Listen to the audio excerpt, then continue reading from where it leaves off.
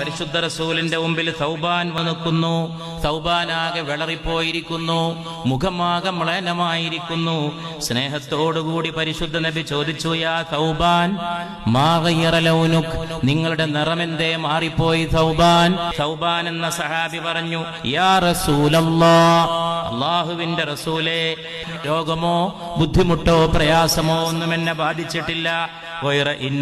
വലിയ ഒരു വിഷയമൊഴികെ, ആ വിഷയമാണ് എന്നെ ബാധിച്ചത്.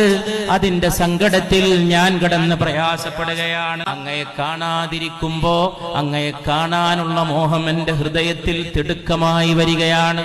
ഇവിടുന്ന് പോയാൽ അങ്ങയെ കാണാൻ വേണ്ടും വല്ലാത്ത മോഹം വരികയാണ്.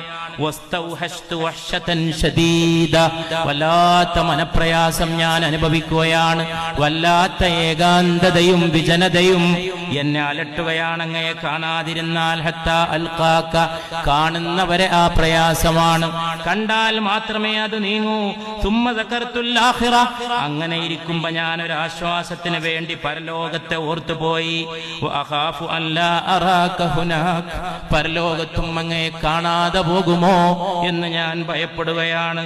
ലിഅന്നി അറഫ്തു അന്നക തുർഫഉ മഅൻ നബിയ്യിൻ, അങ്ങ് പ്രവാചകന്മാർക്കൊപ്പം ഉന്നതമായ സ്വർഗ്ഗത്തിലേക്ക് ഉയർത്തപ്പെടുമെന്ന് ഞാൻ മനസ്സിലാക്കിയിരിക്കുന്നു.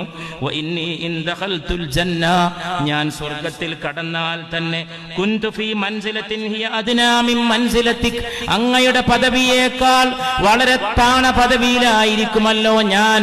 അങ്ങ് അമ്പിയാക്കൾക്കൊപ്പം ഉയർത്തപ്പെടുമല്ലോ. വഇൻ ലം അദ്ഖുൽ, ഞാൻ അങ്ങാനും സ്വർഗ്ഗത്തിലേക്ക് കടന്നില്ലെങ്കിലോ, ഫദാലിക ഹീന ലാ അറാക അബദാ, ഒരിക്കലും അങ്ങയെ കാണാൻ എനിക്ക് കഴിയാതെ വരുമല്ലോ.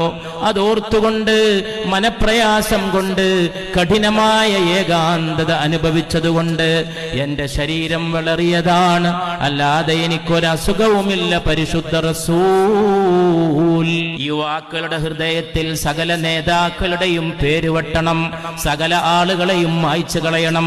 ഒരേ ഒരു വഴികാട്ടി, ഒരേ ഒരു മാർഗദർശി, മുഹമ്മദുൻ മുഹമ്മദുൻ മുഹമ്മദു സല്ലല്ലാഹു അലാ മുഹമ്മദ് സല്ലല്ലാഹു അലൈഹി വസല്ലം.